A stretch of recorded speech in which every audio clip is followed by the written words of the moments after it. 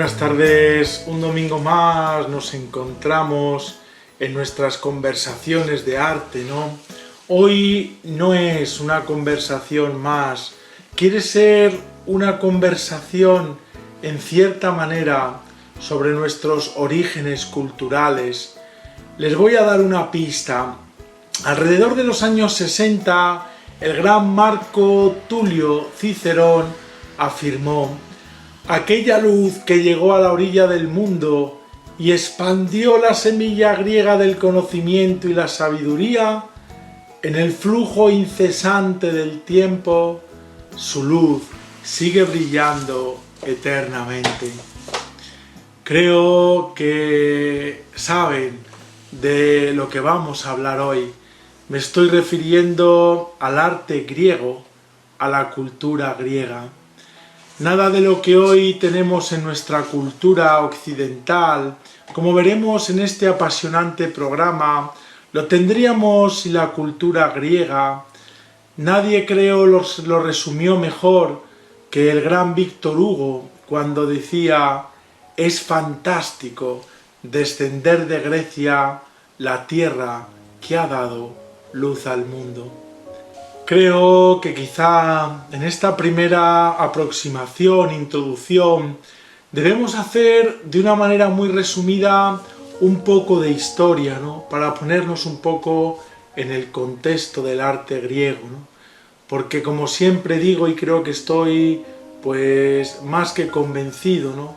Para poder entender un movimiento cultural artístico, para comprender una creación artística, creo que tenemos que entender primero el contexto, el texto y el pretexto, ¿no? Ante el inicio vemos de todo esto que llamamos pues la cultura griega, el arte griego. Como siempre digo también, un arte no nace de la noche a la mañana, no surge por arte de magia, ¿no? Sino que tiene también un pasado. Por eso, antes del inicio de la cultura griega, y para entender incluso el arte griego, tenemos que ver cómo existía esa civilización que llamamos la civilización micénica, ¿no?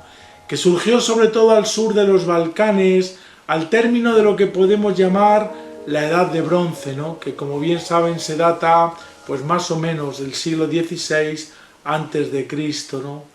Una importantísima civilización que cayó, como bien sabemos, en el siglo XII antes de Cristo, dando paso a eso que llamamos las edades oscuras que antecedieron a la gran invasión dórica, ¿no? Fue también la cultura micénica, les confieso, una cultura apasionante, ¿no? Y que, como bien sabemos, tenía su centro pues en esa ciudad que aún conservamos, que es Micenas, y que los que hemos ido y la hemos conocido y hemos pisado esa joya de la historia y del arte que es Micenas, nos damos cuenta sin duda ninguna de la gran riqueza que tenía la cultura micénica, ¿no? Vemos que quizá la obra que más esté en la mente de todos de esta cultura micénica, aparte de la famosa Puerta de los Leones, ¿no? Que está pues a la entrada de esa gran ciudad, ¿no? Pues tenemos sin duda ninguna esa máscara que llamamos de bronce funeraria y que se realizó más o menos en torno al siglo XV antes de Cristo, ¿no? Después ya vendrá lo que llamamos la Grecia clásica, ¿no? Una Grecia helénica que va a comenzar en el siglo VIII antes de Cristo como consecuencia de esa invasión, siendo heredera en gran medida del imaginario, la religión y el idioma micénico, ¿no?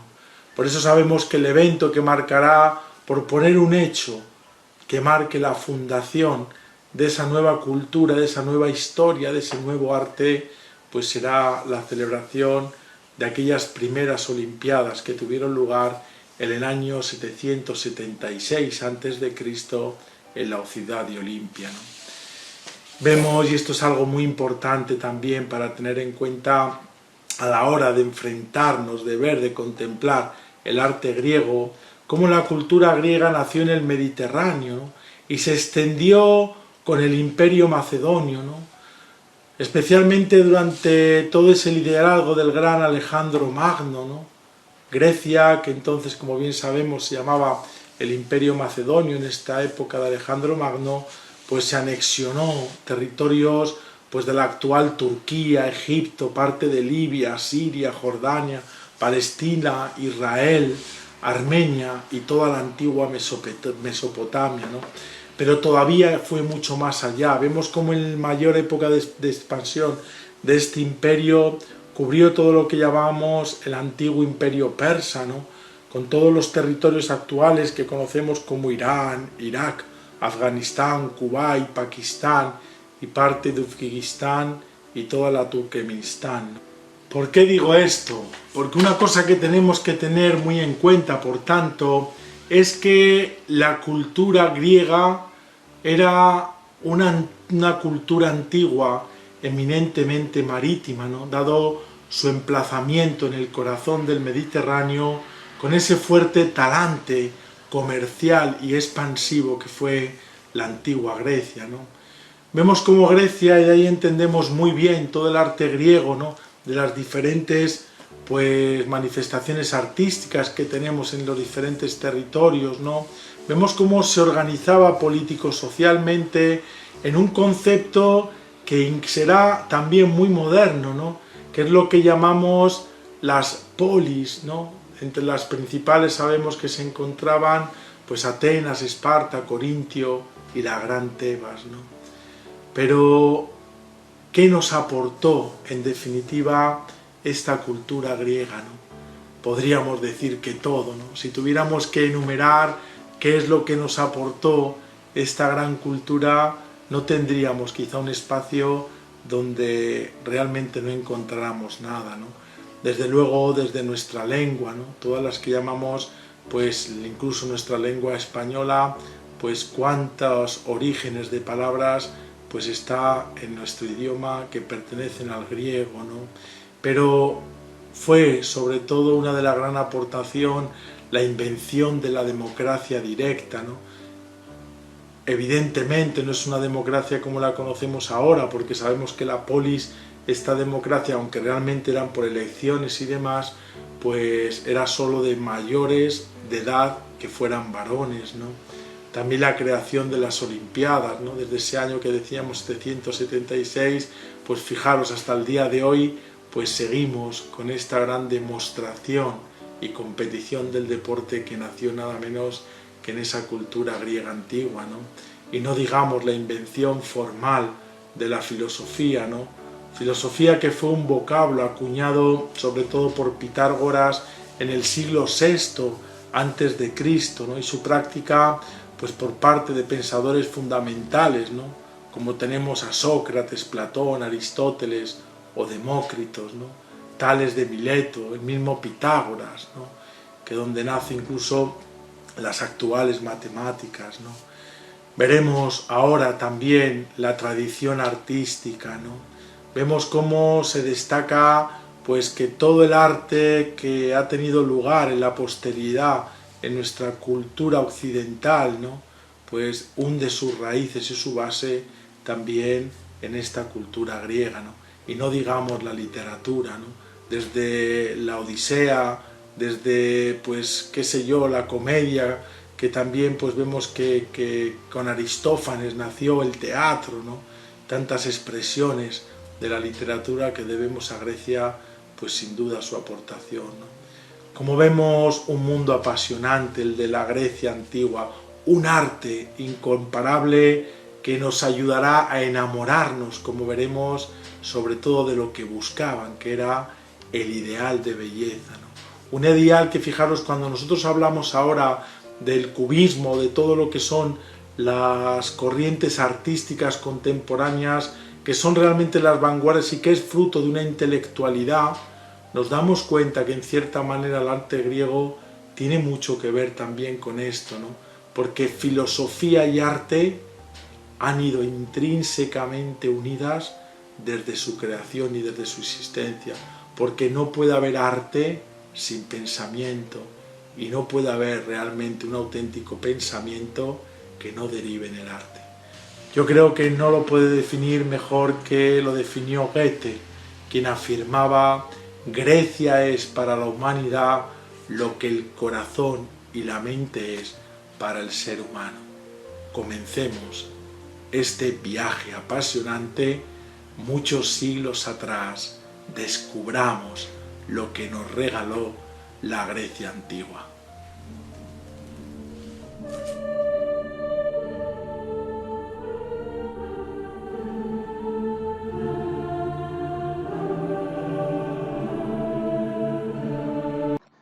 Grecia es un mundo en el que para poder mínimamente bucear en él necesitaríamos horas y horas y horas, incluso días.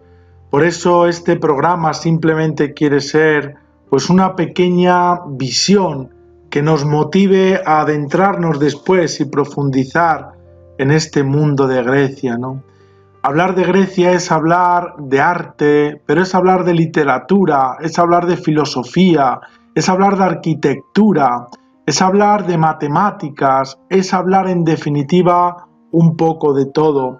Por eso, para poder entender el mundo griego, sobre todo lo que se refiere al mundo del arte, tenemos que tener muy en cuenta todo esto, porque el arte no es más que la aplicación de un alma humana, que es el alma del artista, que tiene tras de sí todo este bagaje del ideal matemático, del ideal de belleza, de canon, de filosofía, de pensamiento, de literatura, ¿no?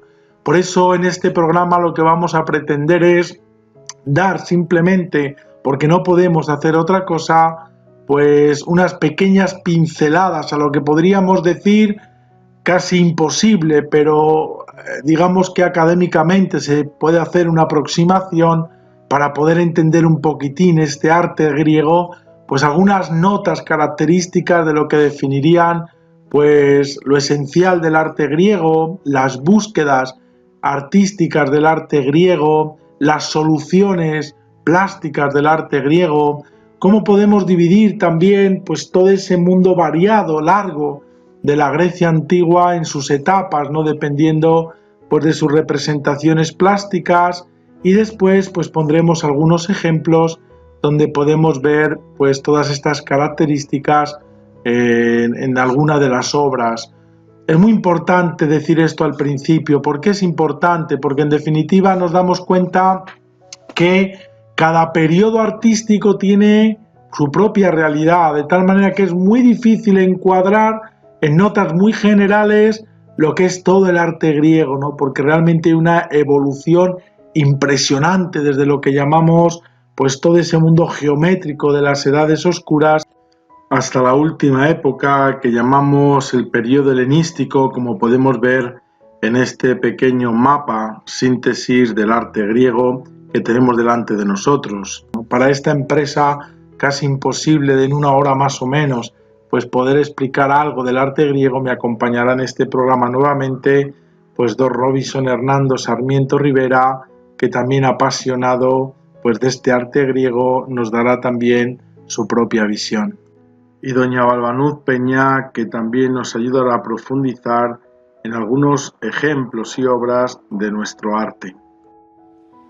Hablar de arte griego es hablar de arte heleno. Así se denominaron en aquella época las personas de este país. Fueron los romanos que posteriormente aplicaron el término de griegos. ¿Qué comprendemos por arte griego? ¿Qué pretendía el arte griego manifestar o reflejar? ¿Cuáles son las características del arte griego? Tenemos que poner en primera instancia la belleza. Ese fue uno de los primeros objetivos del arte griego, manifestar la belleza, como también la proporción matemática. Muy bien lo decía Pericles, hablando sobre las intenciones de estas personas sencillas de Grecia. Él decía: amamos la belleza, pero permanecemos siempre sencillos. Para que algo fuera bello, tenía que guardar las proporciones, tenían que ser figuras exactas, perfectas, proporcionadas. Pues bien, el tema central del arte griego es el hombre, las personas. De ahí que pululan muchísimas imágenes de personas, de hombres, especialmente en la escultura y en la pintura. Los antiguos griegos tenían una fascinación tremenda por la razón, por la inteligencia y por la naturaleza. Todas estas características que encierran lo propio del arte griego, como es la belleza, la proporción matemática, el hombre como centro, la razón, la naturaleza, la armonía, fueron plasmadas y reflejadas en el arte de una manera especial a través de una temática que era muy común. Nos estamos refiriendo a dioses y a hombres. Nos estamos refiriendo a templos y santuarios. Nos estamos refiriendo a mitología y realidad. Tenemos que decir que toda esta gama de características y de riqueza del arte griego fue lo que llevó a muchos autores de distintas épocas, a muchos artistas hasta nuestro tiempo, a tener una gran influencia. Por eso fue el arte griego que incentivó y motivó a los artistas, ya que se convirtió en un referente, en un prototipo para que el artista imitara y copiara sus obras. Esto nos lleva a decir algo y a concluir que Grecia no es solamente la cuna de la democracia en Occidente, ni tampoco la cuna del pensamiento, sino que también Grecia es la cuna del arte en todo nuestro Occidente. Bienvenidos a este mundo fascinante del arte griego, que es toda una mezcla de naturalismo e idealismo. El arte griego, a lo largo de su evolución, pueden distinguirse en 3 fases sucesivas. En una primera fase está la época arcaica, del siglo IX al siglo VI a.C. Es la fase inicial de formación del estilo. La arquitectura es de estilo dórico, de canon corto, macizo y pesado, ópticamente vasto. La escultura muy rígida y sin detallismo anatómico. La cerámica es geométrica y emplea figuras esquemáticas, también rígidas, y con una variante de influencia oriental, con animales fantásticos.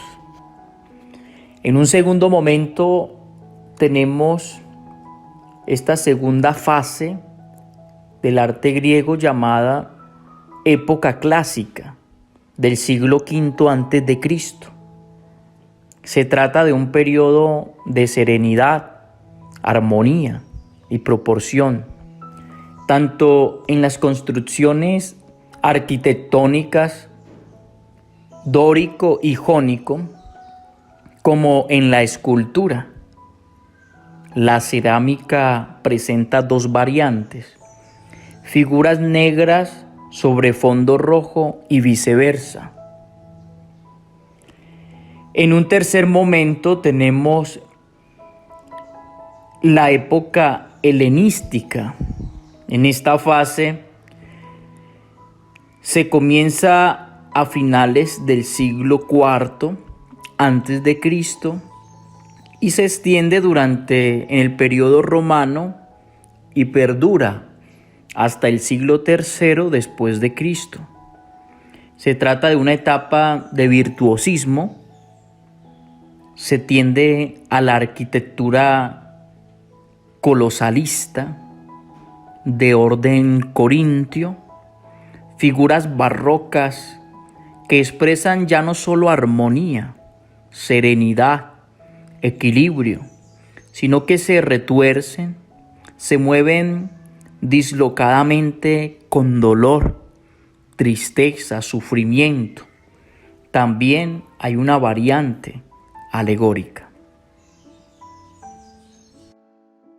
Pero vamos a dejar que sean las obras las que nos hablen. Los que me seguís domingo a domingo sabéis que yo siempre digo lo mismo, que hay que dejar que sean las obras, las pinturas, hoy las cerámicas, las esculturas, quienes nos hablen, que podamos contemplarlas, porque es verdad que podemos hablar de ideas generales, pero lo bonito es verlas en cada una de las obras, ¿no? Por eso vamos a comenzar analizando, viendo, contemplando una de las joyas, sin duda ninguna, del arte griego, que es ese conocido como vaso François, de la época que denominamos severa, y que al menos para mí es una de las más impresionantes cerámicas griegas que podemos encontrar.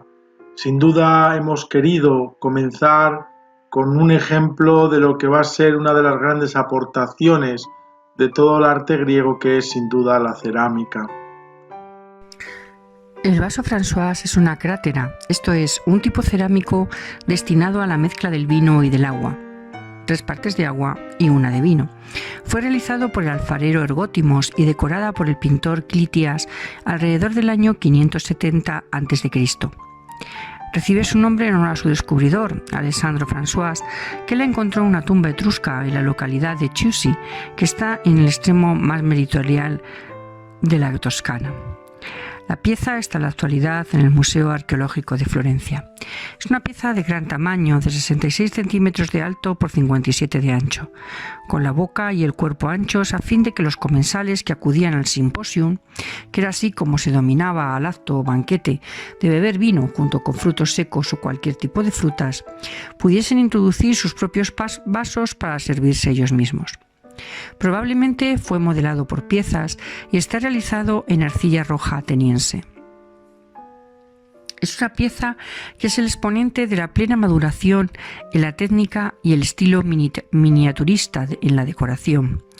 Lleva alrededor de 270 figuras que forman escenas de distinta índole, historias de la mitología griega, monstruos, escenas cómicas, hasta las asas y la base están profusamente decoradas. La decoración se distribuye en 6 frisos horizontales, cuyos temas están centrados en el ciclo narrativo del personaje de la Ilíada, Aquiles y su padre Peleo, con 7 registros superpuestos con 120 inscripciones explicativas. Este vaso reúne todas las condiciones que se pueden esperar de un vaso griego: proporción, elegancia, firmeza, grandiosidad, a la que se une la exquisita decoración que envuelve la superficie externa del vaso, en un álbum de más de un centenar de miniaturas dispuestas en franjas horizontales. La composición es sencilla, se basa en la configuración de distintas bandas horizontales que rodean el recipiente. Se distribuye en 6 bandas alrededor del vaso y en cada una de ellas se representan 2 escenas, una en cada lado del vaso. Este vaso es la cerámica más representativa de la técnica de figuras negras y se observa un avance frente al periodo geométrico hacia un naturalismo, a pesar de la utilización de ciertos convencionalismos, y también supone la inauguración de una pintura de carácter narrativo. La principal importancia de esta pieza es que rompe totalmente con los esquemas de formato y decoración del estilo al que pertenece, por la numerosa cantidad de frisos y pequeñas figuras que cubren toda la superficie. Al ser un vaso tan complejo y único, en su tipo son muchas las incógnitas que encierra. ¿Dónde iniciar la lectura del vaso? ¿Cuál fue el motivo de su creación? ¿Fue una pieza realizada ex professo para la exportación? Fue encontrado en una necrópolis etrusca y disperso en diversos fragmentos en las distintas habitaciones y cámaras de una tumba destinada a la nobleza. Pero ¿cuál es la secuencia correcta de las lecturas? No sabemos tampoco a ciencia cierta, por mucho que pensemos que en un principio que era utilizado para un banquete, sobre su uso, porque pudo ser un regalo de boda o bien se dedicó a la exportación, ya que el comercio de vasos áticos adquirió un enorme desarrollo a partir del siglo VI a.C. y a lo largo del siglo V. Podemos concluir que el vaso François no es una simple antología mítica seleccionada al azar, sino que fue producto de una cuidada estrategia dirigida a un fin específico y posee un temático, el arquetipo del héroe homérico. Es una auténtica Biblia de la mitología griega, como también suele llamarse a este vaso. Grecia es esto, cerámica, pintura, es escultura, como luego veremos algún ejemplo, pero sobre todo es arquitectura. Si desde luego hay algo que impresiona a los que viajamos, especialmente a Atenas, pero en general a toda Grecia, si hay una huella indeleble de lo que fue la grandeza arquitectónica del arte griego, y no podía faltar en este programa un pequeño comentario sobre algo de arquitectura, es sin duda ninguna la Acrópolis de Atenas. Es muy interesante porque podemos comenzar diciendo que la palabra Acrópolis significa simplemente ciudad en el borde. Es el compuesto de otras dos palabras griegas, acros y polis, ¿no? Ciudad en el borde. Hay muchas acrópolis realmente en toda Grecia, ¿no? La Acrópolis se solían ubicar en un lugar alto y fueron utilizadas a menudo como un lugar de refugio y defensa contra el enemigo. Sin duda la más famosa que muchos hemos visitado, ¿no? Pues es esa gran Acrópolis de Atenas, que es la más conocida de todas ellas y por lo tanto se la conoce como la Acrópolis, la roca sagrada de Atenas. Situada sobre la capital griega, la Acrópolis es un conjunto, como vemos, de monumentos impresionantes que transmiten al visitante esa inmensa sensación de grandeza y poder y nos traslada a la antigua civilización griega.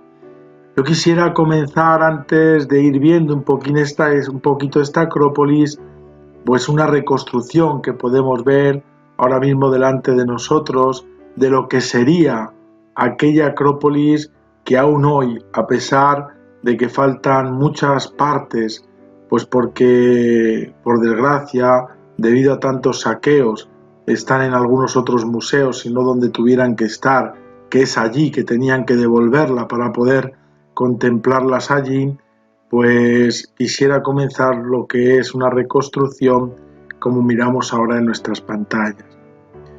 Vemos que según la mitología griega, el fundador de Atenas y de las civilizaciones griegas fue el rey Cécrope. Él había nacido de la tierra y era medio hombre, medio serpiente. Dicho rey enseñó a la gente diversos tipos de artesanías, así como costumbres funerarias, y fue el encargado de decidir qué dios protegería la ciudad. Los dos candidatos eran la diosa Atenea y el dios Poseidón. Por eso, con el fin de demostrar su valía a cada uno de ellos, presentó un regalo para la ciudad. Poseidón golpeó su tridente en la roca de una acrópolis y creó un pozo.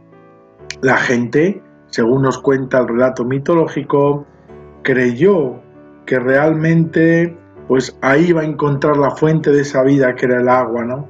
Y corrió a ese pozo para beber, pero se dio cuenta que el agua era salada, ya que Poseidón era el dios del mar. Entonces Atenea tocó el suelo y de él surgió un olivo, de tal manera que el olivo resultó ser un regalo mucho más útil, por lo que Cécrope decidió que Atenea sería la patrona de la ciudad. Por eso la estatua de madera de Atenea, que originalmente estaba en la Acrópolis, se creía que había caído del cielo. Por eso, al final nos damos cuenta que Atenea será la protectora de la ciudad de Atenas, basados en este relato mitológico, y esta Acrópolis está dedicada a la diosa Atenea. Por lo tanto, cuando nosotros, simplemente porque no me puedo detener más, porque como digo siempre, el tiempo es nuestro mayor enemigo, pues cuando uno sube a ese lugar sagrado que es la Acrópolis ateniense, nos damos cuenta cómo está situada al final de esa amplia y larga escalinata que vamos ascendiendo desde la base de la colina y por la que subían los peregrinos cada día, así como los ciudadanos atenienses durante las fiestas más famosas de la ciudad, que eran las célebres Panateneas. Nos encontramos nada más entrar en este recinto sagrado con esta magnífica construcción arquitectónica que llamamos los Propileos, construido en los años 437 al 431 a.C. Fue erigido por el arquitecto Nesicles con la función sobre todo de enorme vestíbulo, en el que se celebraban festejos, certámenes y exposiciones de pintura. A la derecha de la entrada, sobre la esquina sudoeste de la Acrópolis, se divisaba ya a modo de bienvenida el primer templo importante. Es el más pequeño, si recordáis los que habéis estado, el de Atenea Nike, realizado por el arquitecto Calícrates, de estilo jónico, en torno al año 427-424 a.C. En el interior continuaba el camino, teniendo a la derecha el pequeño santuario de Branonion, dedicado en el año 430 a Artemisa Brauronia, y un poco más allá la gran calcoteca, donde se desarrollaba entre unos muros de altura mediana para no obstaculizar la visión del resto de los edificios, en los que se colgaban las inscripciones devotas. Fijaros cómo esta Acrópolis, este lugar sagrado, pues nos dice cómo hay algo esencial en la antropología humana de la importancia que tiene pues el hecho religioso, ¿no? Fijaros que hoy estamos pues acostumbrados, ¿no?, a nuestro Dios, los que tenemos fe y vamos a la iglesia, ¿no?, a poner algún escrito, una vela, ¿no? Pues también en esta Acrópolis ya, en esta época, la gente ponía sus propios votos a sus dioses, ¿no?, especialmente pues a los dioses del Olimpo y en este caso sobre todo a la diosa Atenea, ¿no? Destacaba en primer término después una enorme estatua broncínea de Atenea Prómacos, que significa Prómacos, la que combate en primera línea. Fijaros, tenía 9 metros de altura y se podía ver desde el puerto de Pireo e incluso desde el mar en los días claros, para fijaros lo que sería esta colosal estatua de la diosa, ¿no? ¿Para qué? Pues para que sobre todo los fieles pudieran admirar su magnificencia. Fidias, el famoso escultor, la erigió hacia el año 450-448 a.C. por encargo de Pericles, para celebrar la victoria griega de Maratón, que se tuvo lugar, como bien saben, en el 490. Representaba a Atenea armada, con una lanza en la derecha y portando un escudo en la izquierda, decorado con imágenes de la lucha entre centauros y lápitas, el mismo tema que aparece en una hilera de metopas, curiosamente en el Partenón. Más allá se veía ya la parte trasera del Partenón, hacia el cual continuaba el camino, dejando a la derecha, más allá del Brauronion, la gran calcoteca, que sustituyó unas pequeñas y más antiguas edificaciones que fueron arruinadas por los persas en el año 480 a.C.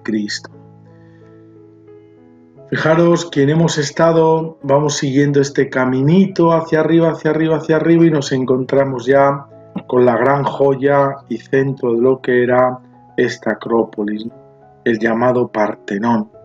Un edificio impresionante que aún hoy, a pesar de pues estar solo lo que son los restos arqueológicos, no esas columnas, pero que es impresionante, que se construyó en torno al año 447-438 a.C. y lo realizaron los arquitectos Ictino y Calícrates. Era sin duda, como sigue siéndolo hoy, ¿no?, el edificio más importante. Estaba situado en el medio del témenos o espacio sagrado, en un nivel más elevado que el camino para realizar el impacto visual, ¿no? Todo era, fijaros, incluso en el arte griego, esta, digamos, composición de edificios sacros, era todo también mucha teatralidad visual, ¿no? Y por eso este gran templo que llamamos el Partenón, pues estaba a lo alto del camino, ¿no? Los fieles lo podían rodear, sobre todo contemplando la armoniosa columnata dórica y la decoración escultórica de las metopas, yendo desde la fachada trasera, donde admiraban las ofrendas de estatuas del opistodomos y la decoración del frontón de Fidias. En definitiva, como vemos, el Partenón no es más que un templo griego.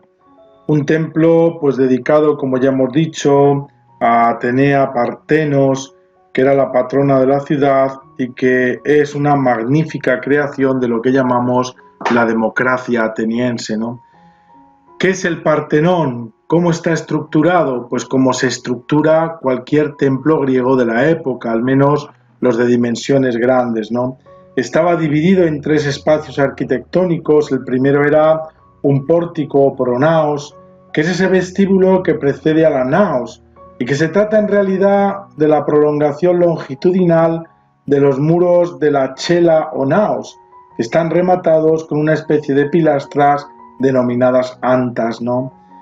El segundo espacio arquitectónico al que se accede por parte de esa pronaos, pues es la naos o la chela, que sería el espacio principal del templo griego y por tanto del Partenón, ¿no?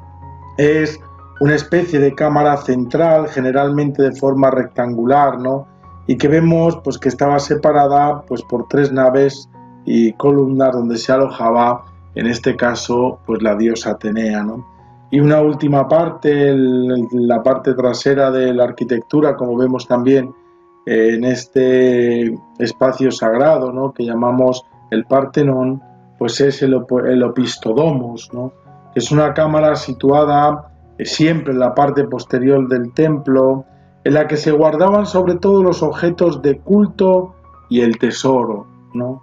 No tenía comunicación nunca directa con la chela o naos, y el acceso siempre se realizaba, como incluso vemos en el Partenón, desde la parte posterior del templo, ¿no? Hay que decir que esta cámara solo se encontraba en los templos de mayor tamaño, como encontramos también en el Partenón, ¿no?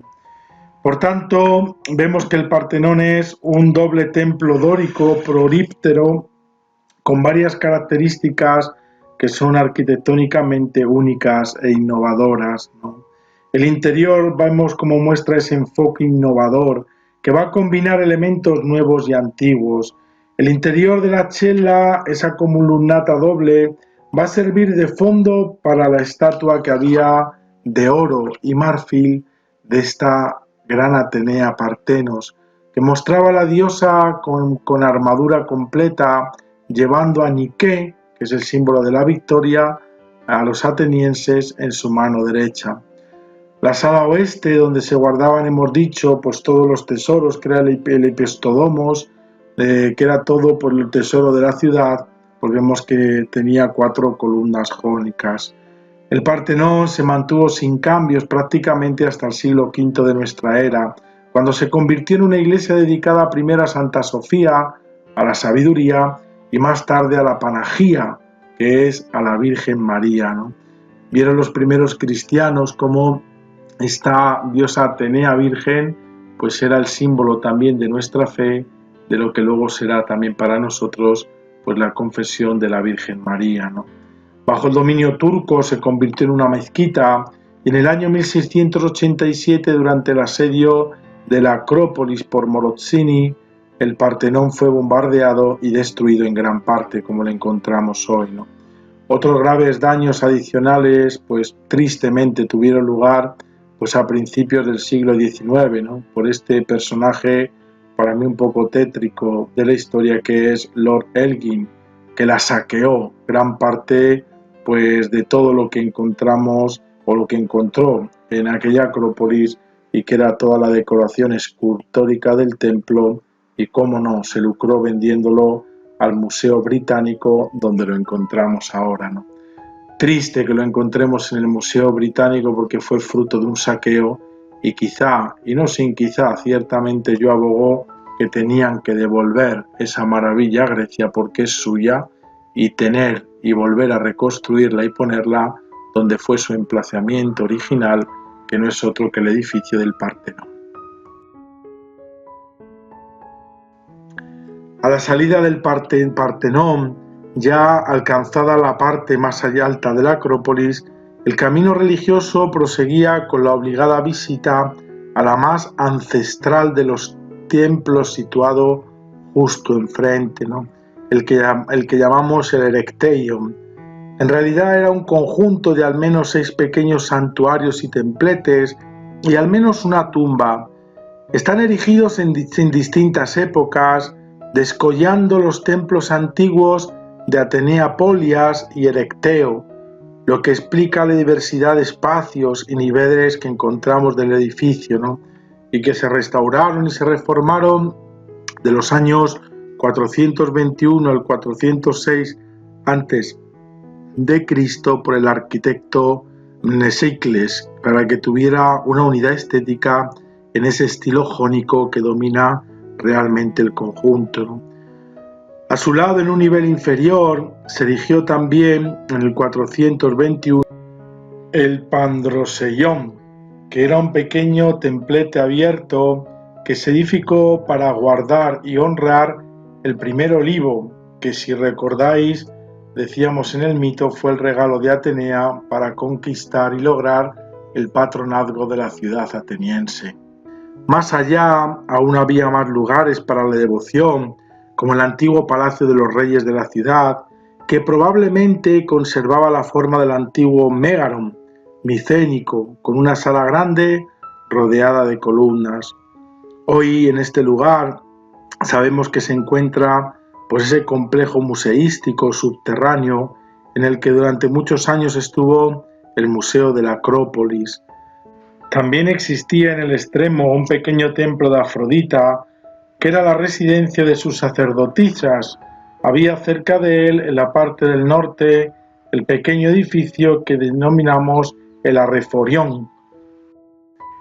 Y después de contemplar esta maravilla de la arquitectura y del arte griego, vamos ahora a descubrir y analizar una quizá de las obras, de las esculturas más conocidas del arte griego.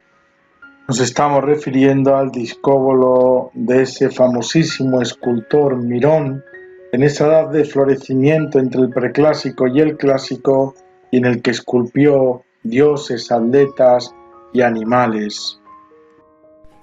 El discóbolo es una escultura realizada por el famoso escultor y broncista griego Mirón de Eleuteras alrededor del año 450 a.C. y forma parte de los grandes tesoros del arte de la antigüedad clásica. Es una escultura de bulto redondo realizada en una época de transición entre el estilo severo y el primer clasicismo griego. Como ocurre en muchas obras griegas, no conservamos el original, que seguramente fue realizado en bronce, sino que se trata de una copia romana en mármol realizada a partir del original griego, hoy ya perdido. Su forma se conoce gracias a varias copias en mármol, talladas en época romana. La primera copia descubierta en época moderna, alrededor del año 1781, proviene de la Villa Palombara, propiedad de la familia Massimo. Actualmente se encuentra en el Museo Nacional Romano. Otra copia también importante, procedente de la Villa Romana de Tivoli, está en el British Museum. En el arte contemporáneo podemos también mencionar un cuadro de Salvador Dalí del año 1968 titulada Atleta Cósmico. La escultura representa un joven desnudo, con cuerpo de atleta que se dispone a lanzar un disco. Es posible que el discóbolo plasmase un atleta conocido en la época, aunque hay algunos historiadores que han relacionado la obra con el mito de Jacinto, amante de Apolo. El estudio anatómico de la obra pone de relieve la pericia del escultor griego. Su cuerpo en tensión contrasta con el rostro sereno que refleja el ethos, sentimientos contenidos típico de la escultura griega. Todo Mirón logra captar de manera sublime el movimiento en acto.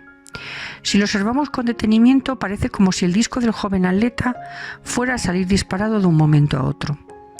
Es un movimiento tranquilo y meditado, pero a la vez potente, típico de aquel que sabe lo que debe llevar a cabo.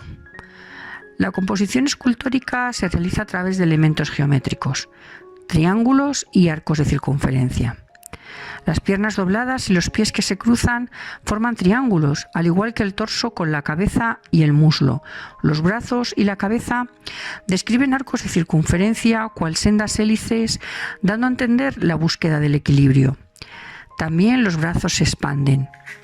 Hay elementos arcaizantes como la cabeza inmóvil, una ligera sonrisa arcaica en el rostro del atleta o el pelo, que todavía no tiene vida y permanece demasiado pegado a la cabeza y al rostro.